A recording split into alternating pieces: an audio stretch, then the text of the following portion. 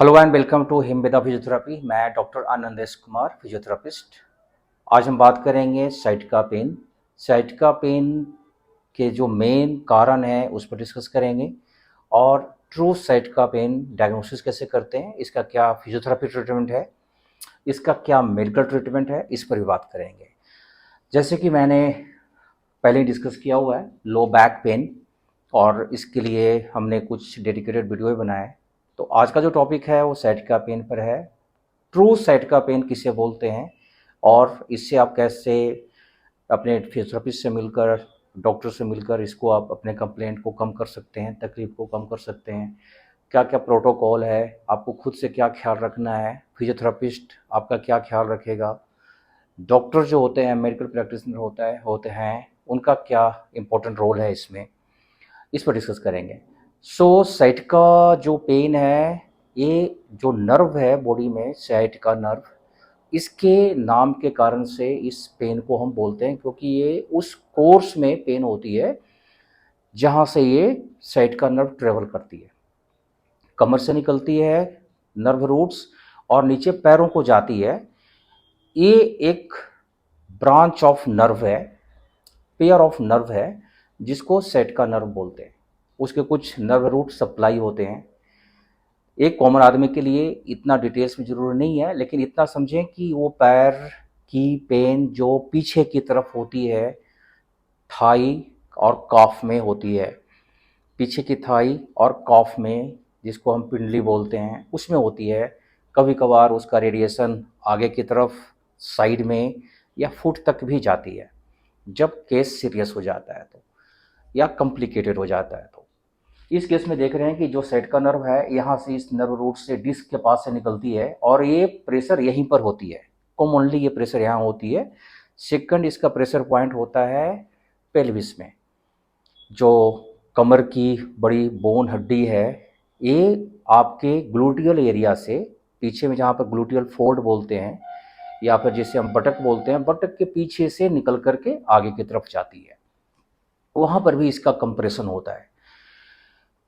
इसमें एक मसल्स है पिरिफॉर्मिस, उसके कारण से भी, उसके टाइटनेस के कारण से भी ये पेन कभी कभार ट्रिगर हो जाती है, बढ़ जाती है। तो फिजियोथेरेपिस्ट उसका भी ख्याल रखता है। पहले हम यहाँ से बात करेंगे कि डिस्क में प्रेशर हो तो हम क्या करते हैं। डिस्क में प्रेशर हो, आपके एक्सरे में आ जाएगा, डॉक्टर्स के पास में जाएंगे, एमआरआई स्कैन करवाएंगे। वो एमआरआई स्कैन में डिटेल्स में आ जाएगा कि आपकी किस किस लेवल पर प्रेशर है। यूनिलेटरल भी हो सकता है, बायलेटरल भी हो सकता है, एक तरफ में भी हो सकता है, राइट साइड या लेफ्ट साइड, या दोनों तरफ भी हो सकता है। और डिपेंड करता है कि आपकी तकलीफ किस तरह से बढ़ रही है। क्या ये एज रिलेटेड है, आपके जॉब रिलेटेड है, ऑक्यूपेशनल बेस्ड प्रेशर है, कोई ट्रोमेटिक इंजरी है, कोई पैथोलॉजिकल इंजरी है, आपकी कोई बोन क्वालिटी कम हो रही है, आपकी नर्व्स खराब हो रहे हैं। ये प्रेशर किस कारण से गई है और ये प्रेशर का अमाउंट कितना है, ग्रेडिंग कितनी है, ये समझना बहुत ज़रूरी है। और ये आपको ऑर्थोपेडिक सर्जन अच्छे से एक्सप्लेन करेंगे, क्योंकि वो एमआरआई स्कैन करवा लेते हैं आपका, उसमें ग्रेडिंग भी आ जाती है। अगर आपकी एमआरआई स्कैन में साइटिका नर्व रूट कंप्रेशन लिखा हुआ है या साइटिका पेन लिखा हुआ है, नर्व रूट्स लिखा हुआ है, वहाँ पर साइटिका पेन कभी कभी नहीं लिखा जाता, नर्व रूट्स को ही बताया जाता है कि कहाँ पर कितना बल्ज है, या फिर वहाँ पर बताया जाता है कि आपकी जो स्पाइनल कॉर्ड का जो स्पेस है, स्पाइनल कैनाल है, वो L1, L2, L3, L4, L5, S1 area में कितना है। ये कॉमनली 14, 15 से थोड़ा सा कम होकर 11 तक आता है, L5, S1 तक। ये कभी कभार 8, 7, 8, 9 के बीच में आ जाता है। इसका मतलब है कि अंदर में भी प्रेशर बहुत ज़्यादा है, कॉर्ड के अंदर में कंप्रेशन बहुत ज़्यादा है, और उसके कारण से वो डिस्क बल्ज होती है, बाहर आती है। जो बहुत सारे कारण हो सकते हैं उसके, वो सारे कारण हमने पहले के केस में डिस्कस किया हुआ है। इसमें होता क्या है कि प्रेशर या तो एक साइड में आ जाएगी या दोनों साइड में आ जाएगी, या फिर स्पाइनल कॉर्ड पर भी आएगी। राइट साइड में बल्ज होगा तो आपकी राइट साइड के पैर में दर्द जाएगी, लेफ्ट साइड में बल्ज है तो लेफ्ट साइड के पैर में दर्द जाएगी। तो आप इसका ख्याल रखें कि उस प्रेशर पॉइंट को हमने बढ़ाना नहीं है। तो उसका ट्रीटमेंट क्या है, इस पर भी आएंगे। अभी तो ये पैथोलॉजी चल रही है कि ये किस तरह से होता है। एमआरआई स्कैन करने के बाद डॉक्टर बता देगा आपको कि कितनी ये सीवियर है और इसको आप कैसे हैंडल कर सकते हैं, ये कितने दिन में ठीक होगा। एक चीज़ का विशेष ख्याल रखें, ऐसी चीज़ें 2 दिन 4 दिन में तो बिल्कुल ठीक नहीं होता। और जो आपको देखने को मिलता है कि 2 मिनट मैजिक और 3 मिनट मैजिक और 5 मिनट मैजिक, ऐसे बहुत ही मुश्किल है, इससे ठीक नहीं होगा, आप खराब हो जाएंगे। इन चीज़ों का कोई विशेष इम्पोर्टेंस नहीं है। मेंटली आप थोड़ा सा ऐसा लगेगा कि हाँ, हो सकता है ये 3 मिनट में ठीक भी हो जाए, बहुत ही मुश्किल है, कोई ठीक नहीं होता। अगर कोई ठीक होता है तो उनसे ज़रूर मिलें कि आपने 3 मिनट में कैसे आपने आपको ठीक कर दिया। या मैजिकल एक्सरसाइजेस, कुछ भी मैजिकल एक्सरसाइजेस नहीं होती जिनकी केस बढ़ जाती है। और मैंने जहाँ तक देखा हुआ है, 100 में नहीं 1000 में ही सिर्फ 1 या 2 ऐसे पेशेंट होते हैं जो इनिशियल स्टेज में आ जाते हैं, जिनके पास में तकलीफ़ नहीं होता, वो प्रिडिक्ट कर लेते हैं कि अभी मेरे को तकलीफ़ आने वाली है, तो उनके लिए वो मैजिकल एक्सरसाइजेस काम कर जाता है। मैक्सिमम टाइम यूट्यूब पर ये दिखाया जा रहा है कि ये मैजिकल एक्सरसाइज है, 3 एक्सरसाइजेस करेंगे तो ठीक हो जाएंगे, लेकिन वो आपके लिए नहीं बना होता, वो आपके नाम से नहीं बना हुआ होता, वो जनरलाइज्ड कम्युनिटी के लिए बना हुआ होता है कि एक कम्युनिटी में 50 लाख लोग रह रहे हैं तो उनके लिए हम बनाते हैं। अभी जो मैं आपको बता रहा हूँ ये भी एक कम्युनिटी बेस्ड ट्रीटमेंट है। जो मैं बता रहा हूँ किसी एक इंडिविजुअल के लिए नहीं है। आपके केस में चीज़ें चेंज भी हो सकती है और चेंज करना पड़ता है, क्योंकि जो तकलीफ़ें होती है ना, इट इज़ 100% सब्जेक्टिव, ऑब्जेक्टिव तो बिल्कुल नहीं होता। ऑब्जेक्टिव एक व्यू रखते हैं कि इस तरह से तकलीफ़ें बढ़ती है। इसलिए एक और भी जो मैं बात बोलूँगा कि आपको बहुत सारे लोग सजेशन देते हैं कि मैंने इससे करवाया तो मैं ठीक हो गया। शायद वो आप भूल रहे हैं या फिर वो सामने वाला बंदा भूल रहा है कि उनको जो तकलीफ़ है वो कुछ और थी, आपको कुछ और है। या फिर आप दोनों की डायग्नोसिस मिल जाए, आपकी उम्र मिल जाए, आपकी जो जेंडर है मेल या फीमेल वो मिल जाए, तब तो मैं मान सकता हूँ कि आप दोनों का ट्रीटमेंट एक जैसा हो सकता है। इन तीनों चारों चीज़ों का मिलना संभव नहीं है।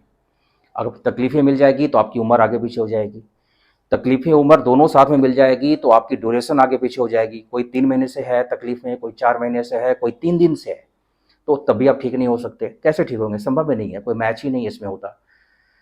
इसमें मेडिसिन का बड़ा इंपॉर्टेंट रोल है। तो आप इसको तो प्राइमा फेसिया प्राइमरली आप फिजियोथेरेपिस्ट से तो बिल्कुल डायग्नोस ना करवाएं।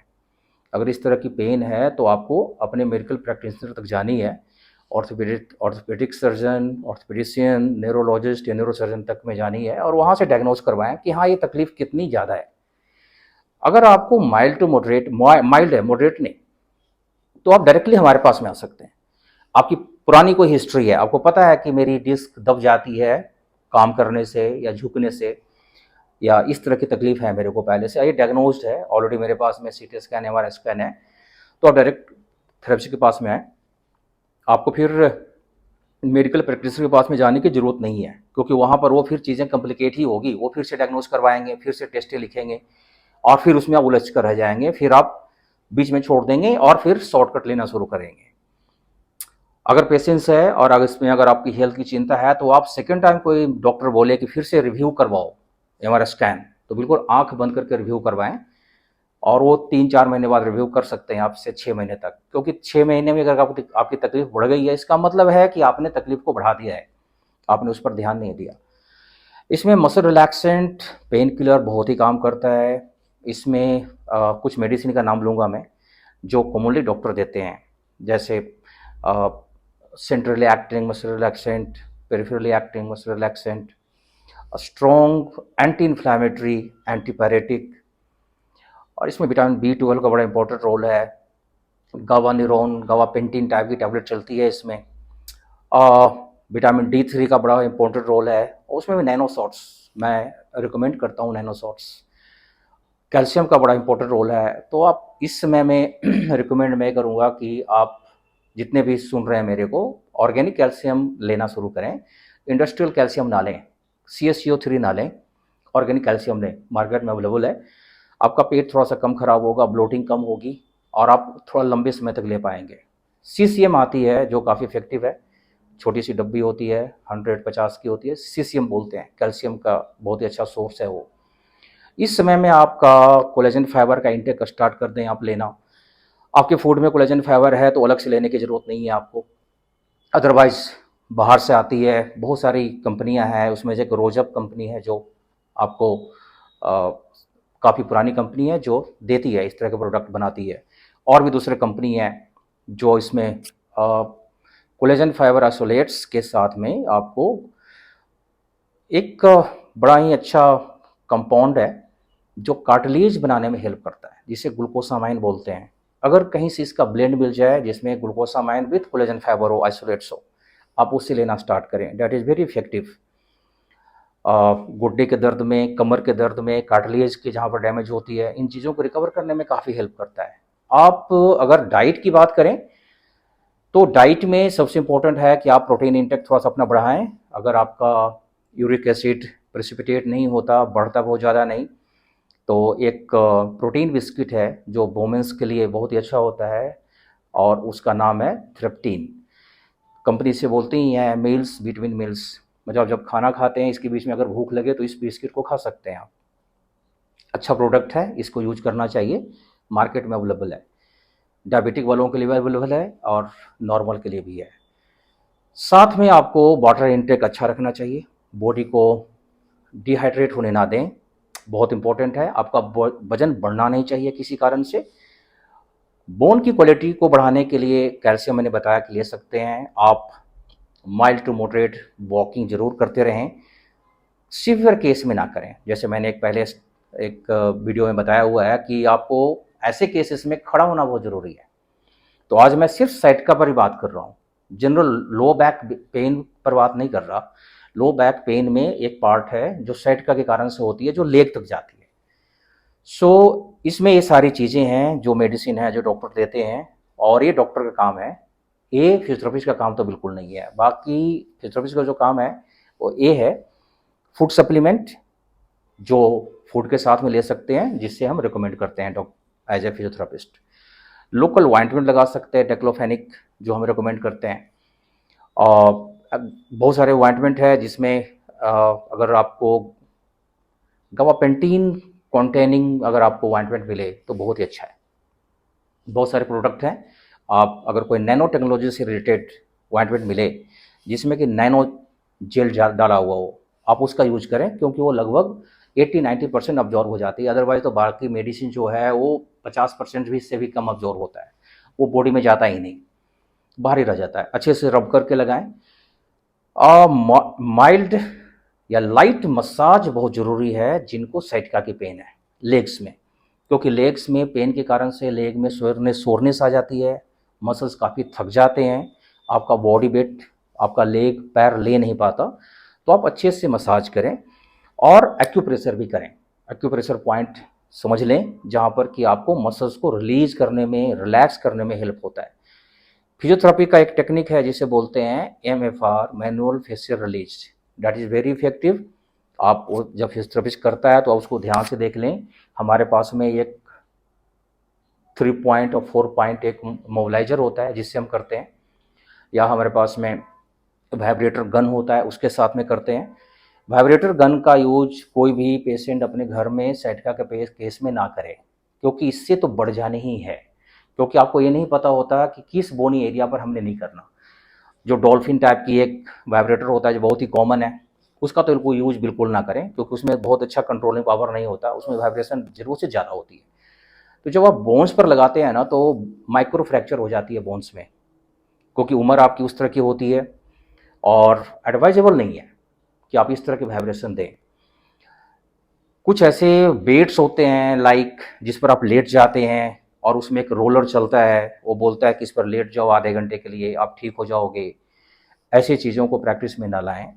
आप ये समझ लें कि आपकी जो साइड का जो नर्व है उसमें ऑलरेडी कंप्रेशन है। अगर वो रोलर ने गलती से आपके उस पॉइंट को दबा दिया जहाँ पर उस बोन के कारण से प्रेशर है, तो वो तो दब ही जाएगा और आपकी पैरालिसिस भी हो सकती है।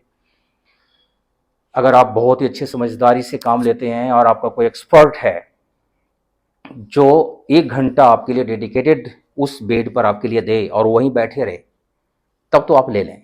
लेकिन कोई लगाकर चला जाए और बोले कि आधे 1 घंटे तक चलता रहेगा, उसके साथ में तो प्रैक्टिस बिल्कुल ना करें। बाकी अप टू पेशेंट है, पेशेंट अगर लगता है कि नहीं मुझे लेना चाहिए तो ले सकता है। इस समय में आप रिलैक्सेशन एक्सरसाइजेज करें, ब्रीदिंग एक्सरसाइजेज करें ताकि बॉडी थोड़ी सी कूल एंड काम हो। आपकी डाइट बहुत अच्छी होनी चाहिए। अच्छी करने का सेंस ये है कि अल्कलाइन होनी चाहिए, एसिडिक ना हो, क्योंकि बॉडी में एसिडिक मीडियम जाएगा तो पेन और बढ़ेगी। बहुत ज़्यादा कोक पीना या बहुत ऐसी चीज़ें खाना जो बहुत ज़्यादा खट्टा हो, दही खा सकते हैं, दही खट्टा नहीं होता, बहुत ज़्यादा खट्टा दही नहीं खाना है, उससे भी पीएच कम हो जाता है आपका, तो पेन, बॉडी पेन बढ़ जाती है। अब आते हैं मेन ट्रीटमेंट जो मेरे लिए इम्पोर्टेंट है एज ए फिजियोथेरापिस्ट। जब हमारे पास में आते हैं तो हम आपको चेक करते हैं कि आपकी एसएलआर कितनी है, स्ट्रेट लेग रेजिंग टेस्ट। अगर ये 40 डिग्री से ऊपर तक आता है तो इसका मतलब है कि प्रेशर कम है। 70 डिग्री तक आता है, 550 70 तक आता है तो पॉजिटिव भी है। 40 से हम पॉजिटिव मानते हैं। पैर अगर आपका 70 डिग्री से ऊपर चला जाए, 80 90 तक चला जाए, मतलब है कि पैर को हम पैसिवली ऊपर उठाते हैं, आप लेटे होते हैं, वो पैर अगर ऊपर तक चला जाए, इसका मतलब है कि आपकी सेट का नर्व पर कंप्रेशन कम है। कभी कभार क्या होता है कि राइट पैर को उठाने से लेफ्ट पैर में जाती है दर्द कमर में, और लेफ्ट पैर को उठाने से कमर की दर्द राइट साइड में जाती है। तो उसमें क्या है, आपकी एसआई जॉइंट की भी इन्वॉल्वमेंट हो जाती है। तो वो भी एक टेस्ट करके हम देख लेते हैं। अगर आपकी एसएलआर पॉजिटिव आई, सॉरी, तो यह मानकर चलें कि आपकी प्रेशर ट्रू साइड का नर्व पर है। साथ साथ में आपका एमआरआई स्कैन भी जो है वो भी बता रहा है कि ये प्रेशर इस एरिया में है। आपकी मस्कुलर स्पाज्म होती है, मसल्स काफ़ी टाइट होते हैं, आप अच्छे से चल नहीं पाते, चलते समय अपना पोस्चर खराब रखते हैं, तो उस पोस्चर को भी संभालें, ठीक करें। एसएलआर टेस्ट करने के बाद कुछ ऐसे टेस्ट होती है जिसे हम क्रॉस चेक कर लेते हैं, लाइक कि ये प्रेशर आपकी कमर से है या फिर कमर के बाहर जहाँ पर नसें जा रही है उस कोर्स में कहीं पर ये प्रेशर है। और वो एक होती है प्रेशर, आपका बताया मैंने आपको, पिरिफॉर्मिस एक मसल्स होती है जो हिप जॉइंट के पास में होती है, वहाँ पर प्रेशर होता है। तो हम अगर वहाँ पर प्रेशर फाउंड आउट करते हैं तो वो भी रिलीज करते हैं।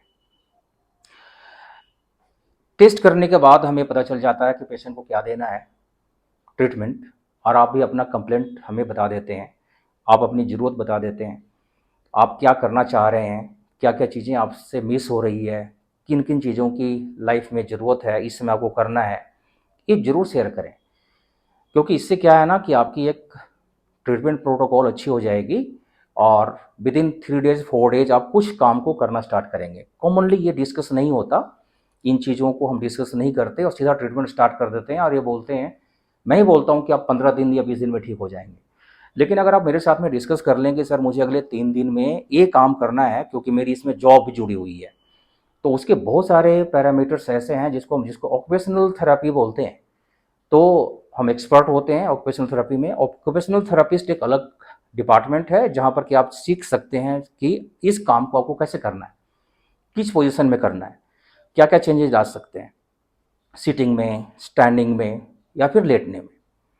इसके बाद आती है मैनुअल थेरेपी, जिसमें हम लेग स्ट्रेचिंग करते हैं, नी टू चेस्ट एक्सरसाइजेज करते हैं। अगर बल्ज अंटेरियरली है तो नी टू चेस्ट नहीं करते, पोस्टेरियरली है तो करते हैं।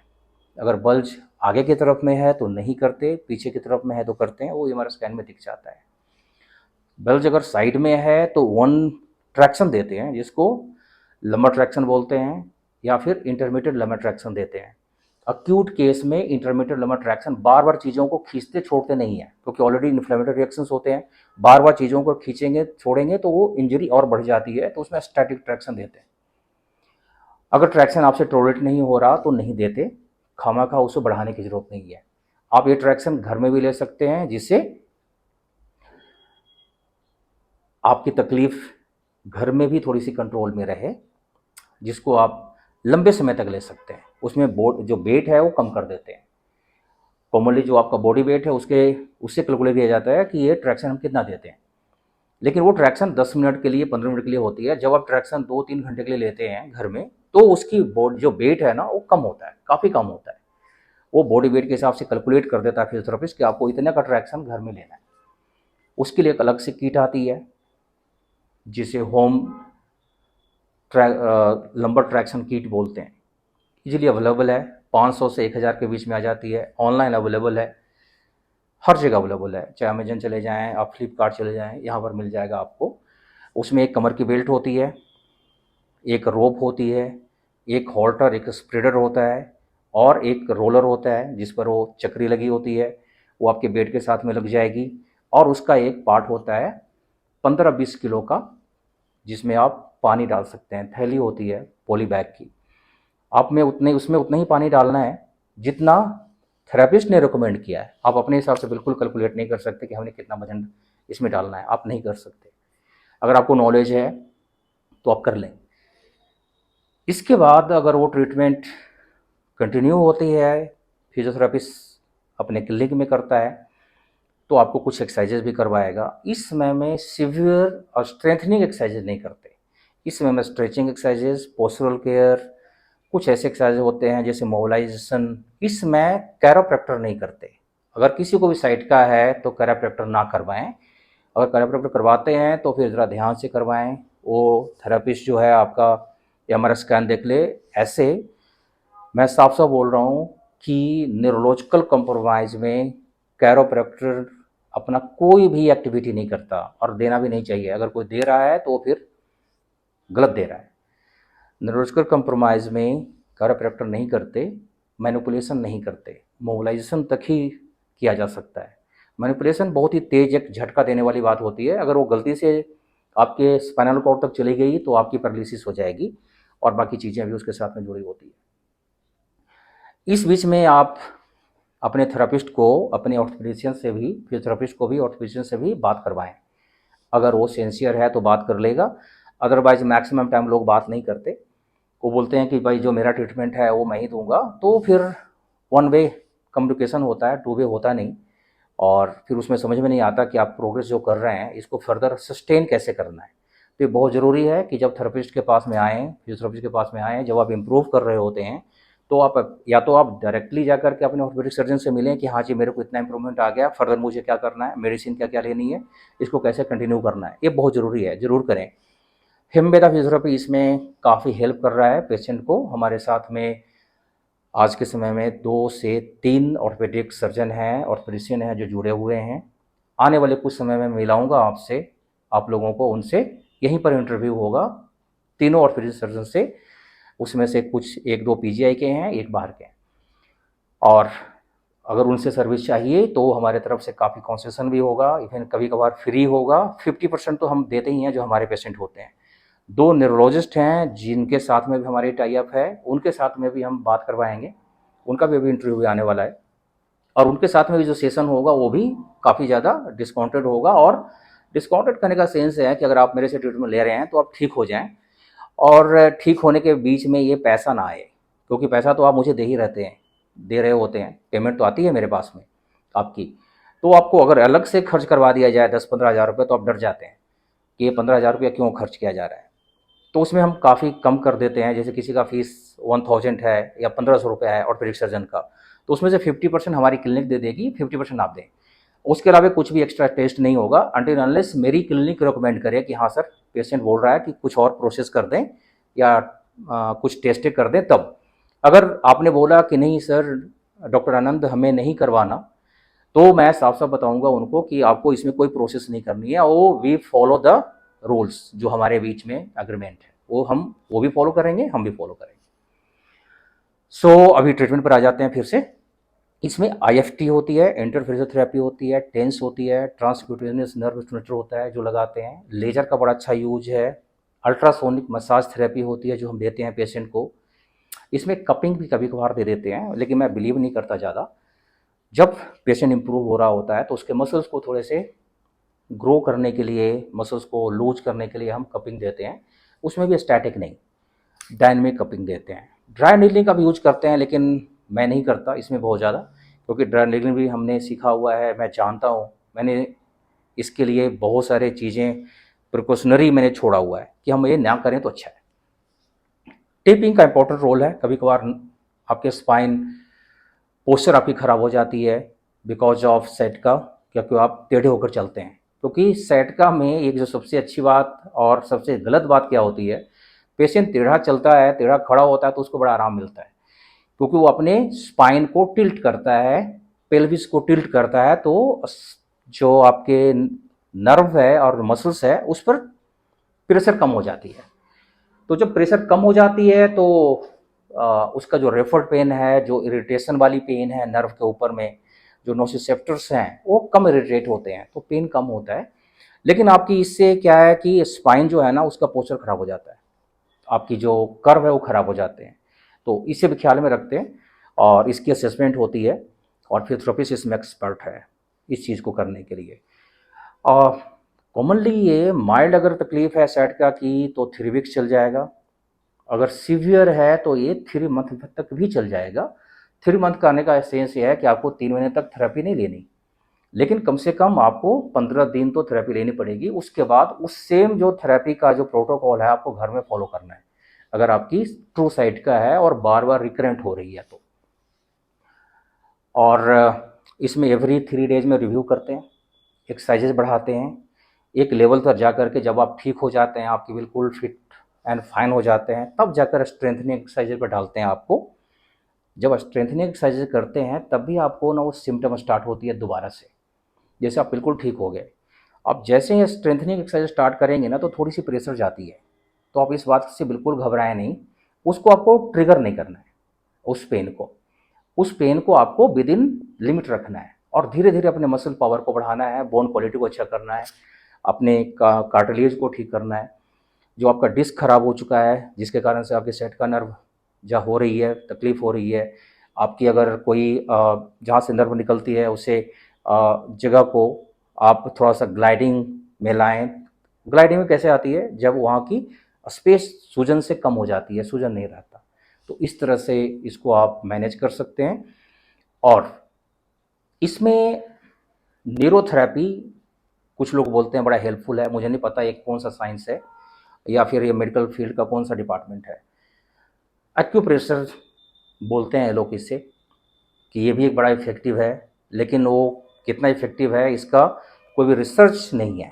हाँ, आप उसको एसोसिएटेड ट्रीटमेंट ले सकते हैं, जैसे मैंने बताया है कि एक्यूप्रेशर आप खुद सीख लें, उसके कुछ पॉइंट्स होते हैं जो आप जिसको दबाएं तो फिर आपको रिलैक्सेशन मिलती है, आप नींद आ जाएगी आपको अच्छे से। मैंने बताया कि हमारे केस फिजियोथेरेपी में एक मसाज होती है जिसे बोलते हैं एफ्यूराज मसाज, आप वो करें, उससे भी पेशेंट को रिलैक्सेशन होती है और नींद आ जाता है। तेल कुछ लोग लगाते हैं, बहुत भयंकर भयंकर तरह के तेल होते हैं मार्केट में आए हुए हैं, बोलते हैं कि इससे मैं बिल्कुल ठीक हो गया, कोई बोलता है इससे बहुत ठीक हो गया। उसको ढूंढें, देखें आपको कौन उसमें अच्छा हेल्प कर सकता है, उस भयंकर तेल को लेकर आएँ और लगाएं। लेकिन रिजल्ट ना आए तो उसको छोड़ें और डेक्लोफेनिक को लगाएं, जो काफ़ी R&D करने के बाद मार्केट में है। नो डाउट कुछ साइड इफ़ेक्ट होते हैं, लेकिन आपको कुछ अगर गेन करना है तो कुछ ना कुछ साइड इफ़ेक्ट आएंगे। आप मेंटल स्ट्रेस भी बढ़ा देती है, आपकी बहुत हैक्टिक शेड्यूल जो है, बहुत बिजी लाइफ है, ये भी आपकी नर्व पेन को और एंजाइटी को बढ़ा देता है। अब लास्ट में लेकिन सबसे इम्पोर्टेंट वो ये है कि क्या क्या सपोर्ट पहन सकते हैं। इसमें आप लंबर कॉर्सेट बेल्ट पहन सकते हैं, कॉर्सेट बेल्ट पे लंबर बेल्ट पहन सकते हैं। लंबर बेल्ट अलग है, लंबर एलएस बेल्ट अलग है, वो थोड़ी सी चौड़ाई में ज़्यादा होती है। इसमें टमी ट्रिमर पहन सकते हैं, सिर्फ आप पीठ पर रैक कर सकते हैं, टमी ट्रिमर उसे बोलते हैं। इसका बेनिफिट ये है कि ये बाहर से नहीं दिखता, आपकी लंबर कॉर्सेट या लंबोसेक्रल कॉर्सेट बेल्ट बाहर से दिख जाते हैं, काफ़ी काफ़ी ज़्यादा बल्कि होता है वो, लेकिन जो टमी ट्रिमर वो दिखता नहीं। तो आप अंदर से पहने, उसके ऊपर से शर्ट पहने और उसको आप अंदर से आप ऑफिस में यूज़ कर सकते हैं, और जब तक आपकी ऑफिस है तब तक उसको यूज करें। बीच में 1-2 बार आप खोल सकते हैं अपने कन्वीनियंस के हिसाब से, लेकिन मैं रिकमेंड करूँगा कि कम से कम 10-12 घंटे उसको ना खोलें, नहीं बहुत ज़्यादा टाइट पहने, नहीं बहुत ज़्यादा लूज। 1 से 2 से 3 दिन में पता चल जाता है आपको कि हमें इसको कितना टाइट या लूज पहननी है।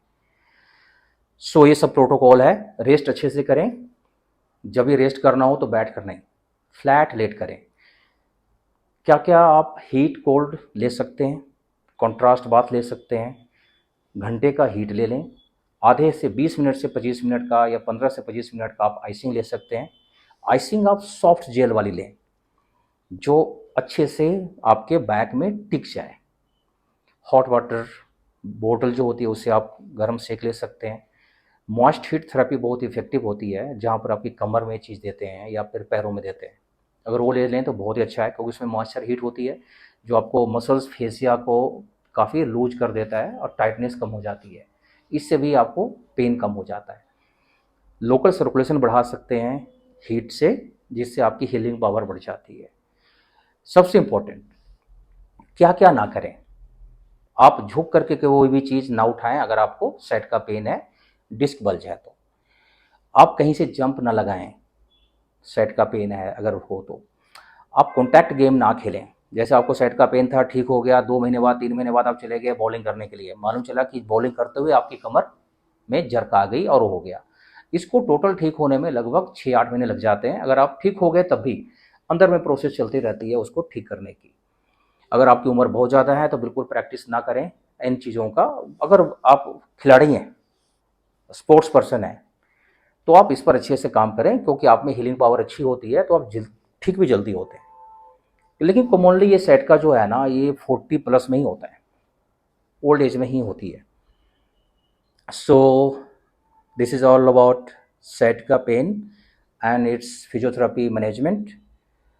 So if you think this video is good for you, you can like my channel, subscribe it and follow it. Thank you very much.